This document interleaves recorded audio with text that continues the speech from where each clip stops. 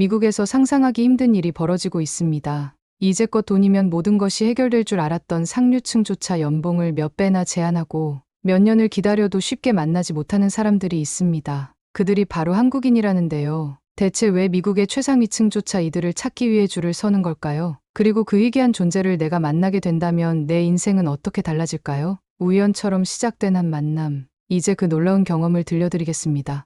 시작하기에 앞서 좋아요와 구독은 눌러주셨나요? 감사합니다. 지금부터 이야기를 시작하겠습니다. 내 인생에 돈으로 살 수 없는 게 있을 줄은 몰랐습니다. 안녕하세요. 저는 줄리아 콜린스입니다. LA에서 가장 핫한 레스토랑을 운영하는 자수성가한 여성이죠. 연매출 1,000만 달러의 미슐랭 스타 레스토랑 오너지만 제 5살 아들을 돌봐줄 단 한 사람조차 구하지 못했어요. 오늘 아침 식탁에서 남편 데이비드에게 세 번째 보모가 어제 저녁 그만뒀다고 말했죠. 그의 푸른 눈에서 짜증이 번뜩였습니다. 오늘 미슐랭 평론가가 오는데 이런 상황이라니. 저는 지난주 소피아의 집에서 본 한국인 보모를 떠올렸어요. 햇살이 비치는 부엌에서 박 씨는 아이들에게 한국어를 가르치고 있었죠. 테이블 위에는 정성스레 준비된 김밥이 놓여 있었고 소피아의 아이들은 질서정연하게 앉아 있었어요. 3년째 한결같은 헌신으로 일하는 박 씨는 제가 고용했던 미국인 보모들과는 완전히 달랐습니다. 어머니께 하루만 부탁드렸다고 말하자 데이비드의 표정이 더 어두워졌어요. 어머니의 건강이 좋지 않은 것을 알면서도 다른 선택이 없었습니다. 전화벨이 울렸어요. 레스토랑 매니저의 목소리가 들렸습니다. 주방장이 교통사고로 오늘 출근할 수 없다는 소식이었죠. 그 순간 제 몸에서 피가 빠져나가는 느낌이었어요. 오늘은 모든 것이 완벽해야 했는데 주방장 없이 어떻게 최고의 요리를 선보일 수 있을까요? 계단에서 마이클의 발소리가 들렸어요. 곱슬거리는 갈색 머리가 잠으로 인해 한쪽으로 눌려 있었고 동그란 눈은 아직 졸음에 겨워 보였습니다. 엄마, 새로운 선생님은 언제 와요? 그 순수한 질문에 가슴이 아팠어요. 세 번째 보모가 떠난 후 마이클의 눈빛에서 불안감을 읽을 수 있었습니다. 데이비드는 서류 가방을 들고 일어났어요. 중요한 프레젠테이션이 있어 저녁에 늦는다며 제 부탁을 거절했죠. 마이클의 머리를 대충 쓰다듬고 나가는 그의 뒷모습을 보며 가슴속에서 분노가 일었어요. 마이클이 우유를 엎질렀어요. 하얀 액체가 테이블을 타고 바닥으로 흘러내렸습니다. 당황한 아이의 얼굴에 걱정이 서렸어요. 급히 수건을 가져왔습니다. 핸드폰으로 보모 에이전시에 전화했어요. 한국인 보모를 구하고 싶다고 말했죠. 하지만 에이전시 담당자는 한국인 보모는 대기자가 많아 최소 한 달은 기다려야 한다고 했습니다. 돈은 상관없어요. 2배, 3배를 드릴게요. 제발 오늘 당장 누구라도. 하지만 담당자는 한국인 보모들은 워낙 수요가 많아 돈으로 해결할 수 있는 문제가 아니라고 했어요. 전화를 끊고 마이클을 바라봤습니다. 조심스럽게 시리얼을 먹고 있는 아이의 모습이 쓸쓸해 보였어요. 왜 이제서야 깨달았을까요? 소피아가 그토록 자랑하던 한국인 보모의 가치를. 휴대폰이 또 울렸습니다. 마이클의 학교에서 오늘 아이를 데려갈 사람이 누구인지 확인하는 전화였어요. 아이의 불안정한 상황이 공개적으로 드러나니 창피함과 죄책감이 밀려왔습니다. 레스토랑에서 또 전화가 왔어요. 와인 공급업체와의 미팅도 문제가 생겼다네요. 오늘만큼은 모든 것이 완벽해야 했는데 모든 게 무너지고 있었습니다. 전화기를 내려놓고 테이블에 고개를 파묻었어요. 차가운 대리석 식탁이 제 이마에 닿았습니다. 사업에서는 항상 최고를 달성했지만 정작 내 아이의 행복은 지키지 못하고 있었죠. LA 최고의 사업가라고 자부했던 제가 가장 기본적인 문제를 해결하지 못하는 실패자였어요. 마이클이 제 손을 잡았습니다. 엄마, 괜찮아요. 내가 착하게 있을게요. 아이의 말에 가슴이 찢어지는 것 같았어요. 손을 떨며 에이전시에 다시 전화를 걸었습니다. 정말 급하니 제발. 오늘 당장 한국인 보모를 구해달라고 애원했어요. 평생 돈이면 모든 것을 해결할 수 있다고 믿어왔는데 갑자기 돈으로도 살 수 없는 것이 있다는 사실에 두려움이 밀려왔습니다. 어떻게 이 위기를 극복할 수 있을까요? 사업과 육아 둘 다 포기할 수 없는 상황에서 과연 제가 모든 것을 지켜낼 수 있을까요? 오전 미팅을 간신히 마치고 소피아와의 점심 약속에 도착했습니다. 비버리힐스의 고급 카페 테라스는 햇살이 내리쬐는 완벽한 날씨였어요. 소피아는 이미 와인 한 잔을 기울이며 저를 기다리고 있었습니다. 저보다 2살 어린 그녀는 LA의 유명 부동산 중개인으로 2 아이의 엄마이기도 하죠. 늦어서 미안해 자리에 앉으며 한숨을 내쉬었어요. 오늘 모든 게 엉망이야. 소피아는 우아하게 와인을 홀짝이며 보모 문제는 해결됐냐고 물었죠. 세 번째 보모도 그만두고 미슐랭 평론가 방문에 주방장까지 사고를 당했다는 제 이야기에 소피아의 얼굴에 동정어린 표정이 스쳤습니다. 줄리아, 내가 몇 번이나 말했지. 한국인 보모를 써봐. 완전히 다르다니까. 그 말에 저는 은근히 눈을 굴렸습니다. 소피아가 한국인 보모 자랑을 시작할 때마다 나오는 멘트라 지겨웠거든요. 보모가 다 거기서 거기지 그냥 애 보는 사람이잖아. 국적이 뭐가 중요해? 소피아는 푸앗 웃음을 터뜨렸습니다. 레스토랑에서는 완벽주의자면서 왜 이런 중요한 문제는 대충 넘기려 하냐며. 한국인 보모는 그냥 보모가 아니라 완전히 다른 차원의 존재라고 강조했어요. 그때 옆 테이블에 앉아있던 금발의 세련된 여성이 대화에 끼어들었어요. 우연히 대화를 엿들었다며 사과한 후 자신도 2년 동안 한국인 보모를 찾고 있지만 대기자가 너무 많아 아직 구하지 못했다고 말했습니다. 베벌리힐스에서 한국인 보모를 구하는 건 마치 하버드에 입학하는 것만큼 어려워요. 금발의 여성이 진지하게 말했어요. 대기 명단에 오르려면 추천서도 필요하죠. 이제 제 호기심이 생겼어요. 소피아의 설명이 이어졌죠. 한국인 보모들은 아이를 그냥 지키는 게 아니라 키운다고 했습니다. 그녀의 보모 박 씨는 매일 건강한 도시락을 준비해주고 숙제 관리는 물론 예절까지 가르친다고 했어요. 미국인 보모들이 핸드폰 보며 시간 때우는 동안 박 씨는 교육 계획을 세운다는 말이 인상적이었습니다. 근데 정말 그렇게 구하기 어렵다고? 돈으로 해결 안 돼? 이제 제 표정이 심각해졌어요. 소피아는 피식 웃었습니다. 줄리아, 세상에는 돈으로도 살 수 없는 게 있어. 한국인 보모는 그중 하나야. 옆 테이블의 금발 여성이 더 충격적인 이야기를 보탰어요. 스탠퍼드 교수, 실리콘밸리 CEO들도 다 한국인 보모를 원한다고, 심지어 그녀의 친구는 임신하자마자 한국인 보모 에이전시에 등록했다고 했습니다. 임신하자마자라니요? 저는 항상 돈이면 모든 것을 해결할 수 있다고 생각했습니다. 최고급 레스토랑을 운영하며 수많은 VIP 불가능을 가능하게 만들어 왔는데 이런 문제가 생기다니요. 소피아, 너네 보모 소개 좀 해줘. 어떻게든 내가. 소피아는 고개를 저었어요. 줄리아, 넌 정말 내가 한국인 보모를 어떻게 구했는지 알아?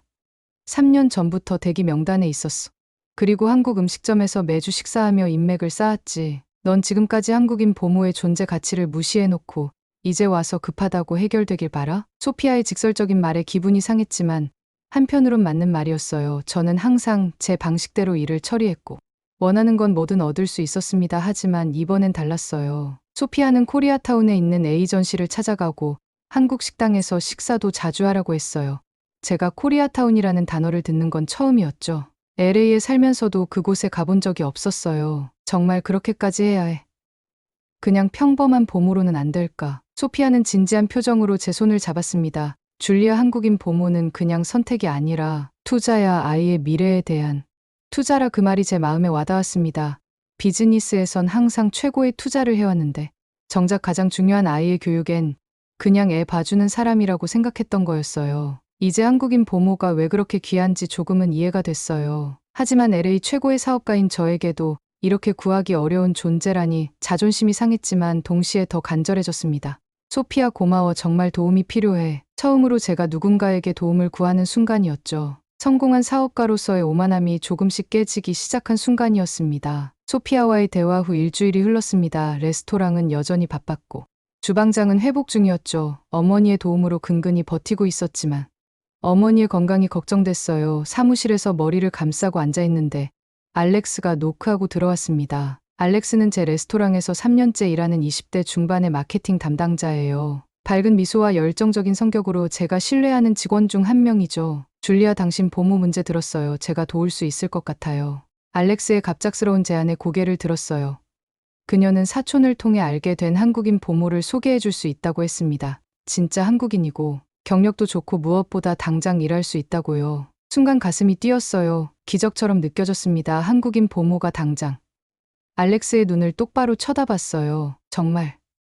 진짜 한국인 맞아? 알렉스는 확신에 찬 표정으로 고개를 끄덕였습니다. 마음속 의심을 누르고 알렉스를 믿기로 했어요. 다음 날 바로 면접을 진행했습니다. 수잔이라는 이름의 그 여성은 30대 초반으로 보였어요. 단정한 옷차림에 공손한 태도였죠. 한국에서 자랐고 미국으로 건너와 10년간 보모 일을 했다고 했습니다. 추천서도 꽤 인상적이었어요. 면접 내내 적절한 대답을 했고 한국어 몇 마디도 들려주었습니다. 마이클도 그녀를 좋아하는 것 같았어요. 당장 시작할 수 있다는 말에 그날로 고용을 결정했습니다. 첫 주는 순조로웠어요. 하지만 둘째 주부터 뭔가 이상하다는 느낌이 들었죠. 마이클이 저녁에 오늘 심심했어요 라고 말했고 냉장고 음식이 mysteriously 줄어들었어요. 수잔의 한국 음식 레시피도 인터넷에서 본 것과 달랐죠. 어느 날 밤 데이비드와 상희의 집에 소형 카메라를 설치했어요. 윤리적으로 문제가 있다는 걸 알았지만 아이의 안전이 우선이었죠. 이틀 후 레스토랑에서 일하다 휴대폰으로 카메라 영상을 확인했습니다. 보이는 광경에 경악했어요. 수자는 마이클에게 아침을 먹인 후 그를 혼자 TV 앞에 앉혀두고는 뒷마당으로 나갔습니다. 거기서 2시간 동안 남자친구와 전화 통화를 했어요. 마이클이 화장실에 가고 싶다고 불렀지만 그녀는 잠시만 기다려라고만 했죠. 점심시간 그녀는 제가 특별히 마이클을 위해 준비한 유기농 도시락 대신 인스턴트 라면을 끓여주었어요. 그리고 제 와인 컬렉션에서 비싼 와인을 한 병 꺼내 마셨습니다. 저녁엔 냉장고에서 구운 닭고기를 꺼내 먹으면서 친구에게 전화해 이 집 냉장고는 황금광산이야라고 말했어요. 하지만 가장 충격적인 건 그 뒤였습니다. 수자는 친구와 중국어로 통화하기 시작했어요. 유창한 중국어였죠. 그리고 이런 말을 했습니다. 한국인인 척하니까 월급이 2배야. 이 부자들은 다 바보 같아. 피가 거꾸로 솟는 것 같았어요. 당장 집으로 달려갔습니다. 문을 열자 수자는 마이클과 함께 앉아 책을 읽고 있었어요. 완벽한 보모인 척하고 있었죠. 당장 짐 싸세요. 제 목소리가 떨렸어요. 당신이 누군지 다 알아요. 수잔의 얼굴에서 혈색이 빠졌습니다. 무슨 말씀이시죠? 당신은 한국인이 아니라 중국인이죠. 그리고 내 아이를 제대로 돌보지 않았어요. 그녀는 잠시 멍하니 서 있다가 갑자기 태도를 바꿨어요. 그럼 어때서요? 어차피 다 똑같잖아요. 당신 같은 부자들은 그냥 아시안 보모를 원하는 거잖아요. 그 말에 더욱 화가 났지만 마이클 앞에서 참았습니다. 그녀에게 한 달치 급여를 주고 당장 떠나라고 했어요. 수잔이 나간 후 마이클을 안고 울었습니다. 다음날 알렉스를 사무실로 불렀어요. 그녀는 이미 뭔가 눈치챈 듯 불안한 표정이었죠. 알렉스 수잔이 한국인이 아니라는 걸 알고 있었죠. 그녀는 잠시 머뭇거리다 고개를 숙였어요. 죄송해요. 제 남자친구 친구거든요. 일자리가 필요하다고 해서. 배신감이 밀려왔습니다. 제가 가장 신뢰했던 직원 중 하나였는데 그녀는 제 아이의 안전보다 자신의 인맥을 우선시했어요. 알렉스 넌 해고야 당장. 그날 밤 텅 빈 집에서 와인을 마시며 생각했습니다. 내가 정말 이런 상황에 처할 거라고 상상이나 했을까. LA에 성공한 사업가가 보모 한 명 제대로 구하지 못해 속임수의 희생양이 되다니. 소피아가 옳았어요. 한국인 보모는 돈으로 쉽게 구할 수 있는 게 아니었습니다. 그리고 저는 욕심과 조급함으로 더 큰 실수를 저질렀죠. 핸드폰을 들어 소피아에게 전화를 걸었어요. 소피아 도움이 필요해. 정말 제대로 된 한국인 보모를 찾고 싶어. 이제야 진심으로 모든 오만함을 내려놓고 도움을 청할 준비가 됐습니다. 소피아의 조언을 따라 코리아타운의 보모 에이전시를 찾아갔습니다. 아침 9시에 도착했는데도 이미 사람들로 붐볐어요. 모두 저와 비슷한 옷차림의 전문직 여성들이었죠. 에이전시 사무실은 작고 소박했지만 벽에 걸린 추천장들은 인상적이었습니다. 안녕하세요. 한국인 보모를 구하고 싶은데요.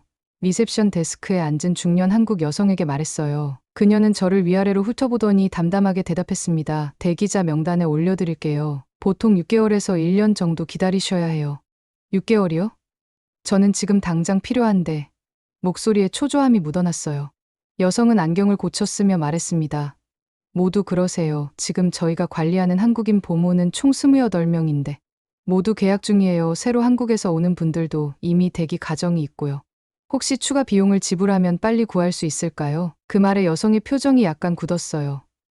저희는 그런 식으로 운영하지 않습니다. 한국인 보모님들은 단순히 돈 때문에 일하시는 게 아니에요. 가정 환경 아이와의 궁합 장기적 신뢰 관계가 더 중요하죠. 집에 돌아왔을 때 데이비드가 거실에서 서류를 보고 있었습니다. 제 표정을 보더니 물었어요. 어떻게 됐어? 최소 6개월은 기다려야 한데 믿을 수 있겠어. 아무리 돈을 더 준다고 해도 안 된대. 데이비드는 한숨을 쉬었습니다. 줄리아 이제 그만하면 어때? 그냥 미국인 보모 쓰면 안 돼. 이 한국인 보모 집착이 좀 과하지 않아? 그 말에 화가 치밀었어요. 과해. 3번의 미국인 보모가 모두 실패했잖아. 게다가 마지막 보모는 가짜 한국인이었고 소피아 요즘 너 입에서 소피아 얘기만 나오네. 그 여자가 뭐가 그렇게 대단해? 그리고 우리가 그동안 어떻게 살았는데? 잘 자랐다고? 데이비드 마이클은 3달 동안 3명의 보모를 겪었어. 그게 아이에게 얼마나 불안정한 환경인지 알아? 언성이 높아졌고 마이클이 계단 위에서 우리를 내려다보고 있다는 걸 뒤늦게 발견했어요. 그의 눈에 눈물이 고여 있었죠. 다음날 저는 모든 일정을 취소하고 직접 마이클을 돌보기로 했어요. 하지만 미슐랭 평론가의 후속 방문이 예정되어 있어서 결국 마이클을 레스토랑으로 데려갔습니다. 주방 한쪽에 아이 놀이 공간을 급히 마련했어요. 처음엔 괜찮았습니다. 하지만 점심 러시가 시작되자 상황이 달라졌죠. 주문이 밀리고 VIP 고객이 불만을 제기하고 그때 마이클이 화장실에 가고 싶다고 울기 시작했어요. 서버 한 명이 아이를 데려갔지만 그 사이 2테이블 주문이 뒤바뀌었습니다. 주방에서 마이클을 발견했을 때 그는 식재료 선반 근처에서 놀고 있었어요. 위험한 상황이었죠. 급히 마이클을 안고 사무실로 데려갔습니다. 그날 저녁 레스토랑을 일찍 닫았어요. 미슐랭 가이드 편집장이 전화해 오늘 방문한 평론가의 피드백이 좋지 않다고 했습니다. 이전 방문보다 서비스 품질이 현저히 저하됨이라는 문구가 눈에 들어왔어요. 와인잔을 손에 꼭 쥐며 눈물이 흘렀어요. 모든 것이 무너져 내리는 것 같았습니다. 평생 돈이면 다 해결된다고 믿었는데 이제 그게 얼마나 허황된 믿음이었는지 깨달았어요. 데이비드가 늦게 돌아왔어요. 제 모습을 보더니 말없이 옆에 앉았습니다. 내가 틀렸어. 그가 조용히 말했어요. 한국인 보물을 찾는 게 중요하다면 함께 방법을 찾아보자. 그의 손을 잡았습니다. 첫 번째로 우리 부부가 같은 편이 된 것 같았어요. 4개월이 흘렀습니다. 가을의 끝자락 LA의 아침은 선선했어요. 그동안 저는 소피아의 도움으로 임시 보모들을 구해가며 버텼습니다. 남편 데이비드도 제 상황을 이해하고 더 많이 도와주려 노력했죠. 드디어 에이전시에서 연락이 왔습니다. 한국인 보모를 소개해준다고요. 마치 로또에 당첨된 기분이었어요. 박정숙 씨는 60세로 한국에서 30년간 교사로 일하셨어요. 미국에 오신 지는 5년 됐고 세 가정에서 보모로 일하셨습니다. 모두 2년 이상 장기 근무하셨고요. 면접 당일 저는 평소보다 일찍 집에 도착했어요. 정확히 약속 시간 10분 전 초인종이 울렸어요. 문을 열자 단정한 회색 정장을 입은 60대 여성이 서 있었습니다. 곱게 빗어 넘긴 검은 머리에 약간의 흰 머리가 섞여 있었고 등은 꼿꼿했어요. 가장 인상적인 건 그녀의 눈이었습니다. 따뜻하면서도 단호한 빛이 있었죠. 안녕하세요, 박정숙입니다. 그녀는 완벽한 발음은 아니지만 또렷한 영어로 인사했어요. 손에는 작은 선물 가방을 들고 있었습니다. 들어오세요, 박 씨. 저는 그녀를 거실로 안내했어요. 그녀는 걸음걸이부터 달랐습니다. 조용하지만 자신감 있게 움직이는 모습이 인상적이었어요. 거실에 도착하자 박 씨는 마이클에게 다가갔습니다. 안녕, 마이클, 만나서 반가워요. 그녀는 선물 가방에서 작은 책을 꺼냈어요. 이건 한국의 전래동화예요. 우리 함께 읽을 수 있을까? 인터뷰를 시작했습니다. 그녀의 이력은 인상적이었어요. 서울대학교 아동교육학과를 졸업하고 30년간 초등학교 교사로 일했답니다. 자녀 셋을 모두 명문대에 보냈고 은퇴 후 딸이 사는 미국으로 왔다고 했어요. 박 씨 왜 보모 일을 하시나요? 교사로 은퇴하셨으면 편히 쉬실 수도 있잖아요. 아이들이 자라는 모습을 보는 것이 제 삶의 기쁨입니다. 저는 단순히 아이를 봐주는 사람이 아니에요. 저는 아이를 내 자식처럼 돌봅니다. 그 말에 속으로 살짝 비웃었어요. 내 자식처럼이라니 모든 보모가 하는 말 아닌가? 하지만 다음 순간 박 씨가 마이클에게 다가가는 모습을 보고 생각이 바뀌기 시작했습니다. 그녀는 마이클의 눈을 정확히 맞추며 이야기했어요. 아이의 말을 진지하게 듣고 적절한 질문을 던졌죠. 내심 의심하면서도 그녀를 고용하기로 결정했어요. 다른 선택지가 없었으니까요. 첫날 박 씨는 정확히 7시에 도착했습니다. 손에는 도시락 통을 들고 있었어요. 마이클을 위한 아침입니다. 한국식 주먹밥과 계란말이에요. 건강한 하루의 시작은 아침 식사부터입니다. 그날 저녁 일찍 귀가했어요. 문을 열자마자 놀라운 광경이 펼쳐졌습니다. 마이클이 박 씨와 함께 부엌에서 무언가를 만들고 있었어요. 엄마, 우리 김밥 만들고 있어요. 정숙 할머니가 가르쳐 줬어요. 박 씨는 조용히 미소 지었어요. 부엌은 깔끔했고 테이블 위에는 예쁘게 말린 김밥이 놓여 있었죠. 마이클의 눈은 반짝였고 오랜만에 활기차 보였습니다. 이어진 며칠 동안 저는 변화를 느꼈습니다. 마이클은 아침에 더 쉽게 일어났고 밤에는 책을 읽어달라고 조르지 않고 스스로 잠자리에 들었어요. 박 씨의 일지를 보니 그날의 활동, 마이클의 기분, 먹은 음식까지 세세하게 기록되어 있었습니다. 일주일 후 데이비드가 놀라운 말을 했어요. 마이클이 달라졌어. 더 차분해졌고 자기 물건도 스스로 정리하더라. 그때 깨달았습니다. 박정숙 씨는 정말로 달랐어요. 그녀는 단순히 아이를 지키는 사람이 아니라 아이를 가르치고 성장시키는 사람이었습니다. 마이클의 수학 능력이 또래보다 뛰어나요. 내일부터 간단한 덧셈 공부를 시작해도 될까요? 이전에 저였다면 그냥 아이가 놀게 내버려 두세요라고 말했을 거예요. 하지만 이번엔 달랐습니다. 네, 좋은 생각이에요. 박 씨가 알맞게 판단해 주세요. 처음으로 누군가에게 내 아이의 교육을 온전히 믿고 맡긴다는 느낌이 들었어요. 통제하려던 손을 놓는 순간이었죠. 그날 밤 데이비드에게 말했습니다. 미안해, 당신 말이 맞았어. 한국인 보모를 기다린 건 정말 가치 있는 일이었어. 줄리아, 넌 완벽한 엄마가 아니어도 돼. 완벽한 사업가가 아니어도 되고. 그 말에 눈물이 났습니다. 처음으로 제 자신을 있는 그대로 받아들였어요. 박정숙 씨가 우리 가정에 온 지 2달이 지났습니다. 마이클은 완전히 다른 아이가 되었어요. 더 차분해졌고 자신감도 생겼죠. 한국어도 조금씩 배우고 있었습니다. 12월 첫째 주 토요일, 레스토랑에서 중요한 파티가 있어 박 씨에게 저녁까지 마이클을 봐달라고 부탁했습니다. 약속보다 일찍 일을 마치고 집에 도착했어요. 거실에서 들려오는 조용한 목소리에 발걸음을 멈췄습니다. 박 씨가 마이클에게 한국 이야기를 들려주고 있었어요. 방해하고 싶지 않아 조용히 지켜봤습니다. 정숙 할머니는 어렸을 때 어땠어요? 마이클이 물었어요. 박 씨는 잠시 생각에 잠겼다가 부드러운 목소리로 대답했습니다. 할머니는 너처럼 호기심 많은 아이였단다. 책 읽는 걸 좋아했고 친구들과 놀기도 좋아했지. 할머니 아이들은요? 자녀들이 있어요? 그 질문에 박 씨의 표정이 순간 굳었어요. 깊은 숨을 내쉬고 나서야 대답했습니다. 아들 하나 딸 하나가 있어. 지금은 모두 한국에 있단다. 다음 날 일요일 데이비드가 마이클을 데리고 친구네 아이 생일 파티에 갔어요. 저는 집에서 박 씨와 함께 점심을 준비했습니다. 한국식 불고기를 만들고 있었죠. 박 씨 슬픈 얘기를 하면 안 해도 돼요.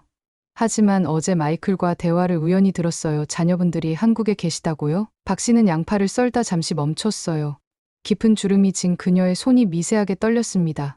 오랜 침묵 끝에 그녀는 이야기를 시작했어요. 5년 전 남편이 갑작스러운 심장마비로 세상을 떠났습니다. 그때 딸은 대학생 아들은 고등학생이었죠. 교사 월급으로는 두 아이 교육비를 감당하기 어려웠어요. 박 씨는 미국에 사는 언니의 도움으로 2008년에 이민을 왔다고 했습니다. 아이들은 한국에 남겨두고요. 억센 한국 어머니의 희생이었죠. 미국에 와서 처음엔 언니 식당에서 일했어요. 영어도 서툴렀지만 아이들 학비를 벌기 위해 열심히 일했죠. 둘 다 대학을 졸업하게 해주는 게 목표였으니까요. 양파를 썰던 제 눈에서도 눈물이 맺혔습니다. 10년 넘게 자식과 떨어져 산 어머니의 마음이 어땠을지 상상조차 되지 않았어요. 두 아이 모두 좋은 대학을 나왔어요. 하지만 세월이 흐르면서 아이들과 멀어졌어요. 저는 그들의 성장 과정을 놓쳤고 그들은 저 없이 자라났죠.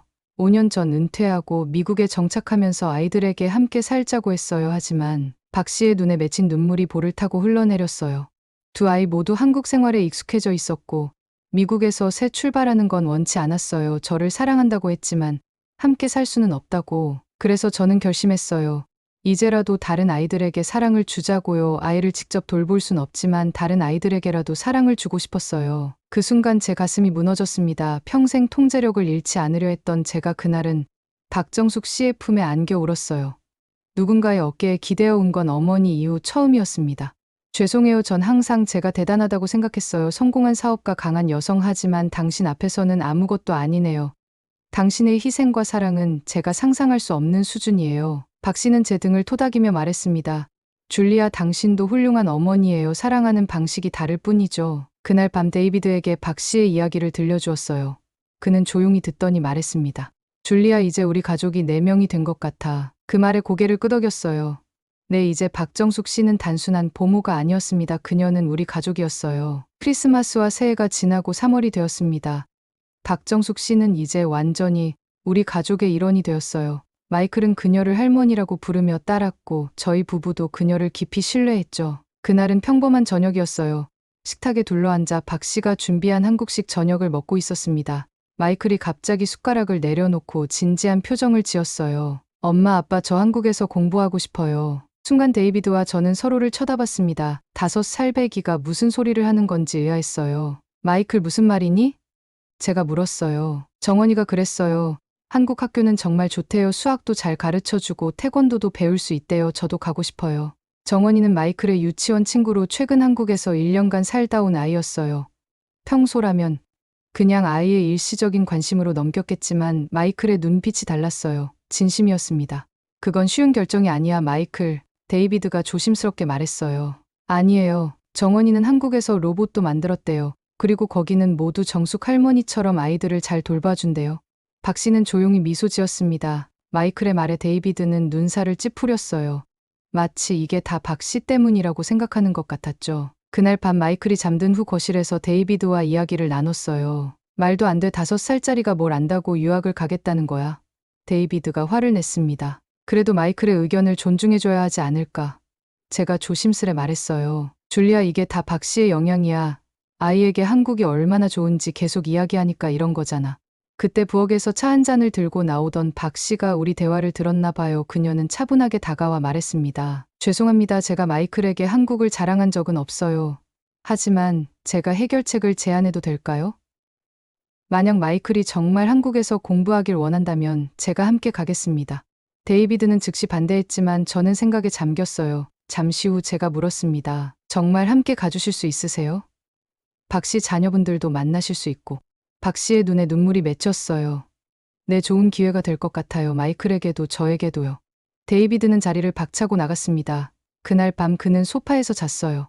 다음 날부터 일주일간 우리 집은 긴장감으로 가득 찼습니다. 데이비드는 절대 한국행을 허락하지 않겠다고 했고, 저는 마이클의 의견을 존중해야 한다고 주장했어요. 주말 마이클이 파자마를 입고 우리 방으로 들어왔어요. 작은 손으로 아빠의 손을 잡고 말했습니다. 아빠, 화내지 마세요. 제가 한국에 가면 로봇 만드는 법 배워서 돌아올게요. 그럼 아빠랑 같이 더 멋진 로봇 만들 수 있잖아요. 그 순수한 말에 데이비드의 표정이 누그러졌어요. 그날 저녁 데이비드가 저에게 물었습니다. 정말 이게 마이클에게 좋을까? 결국 우리는 마이클에게 1년간의 한국 유학을 허락했습니다. 매달 한 번씩 방문하기로 약속했고, 화상통화도 매일 하기로 했어요. 그날 밤 저는 창밖을 바라보며 생각했어요. 1년 전만 해도 한국은 제게 그저 먼 나라였습니다. 한국인 부모는 돈으로 살 수 있는 최고급 서비스 정도로만 여겼죠. 하지만 이제는 달랐어요.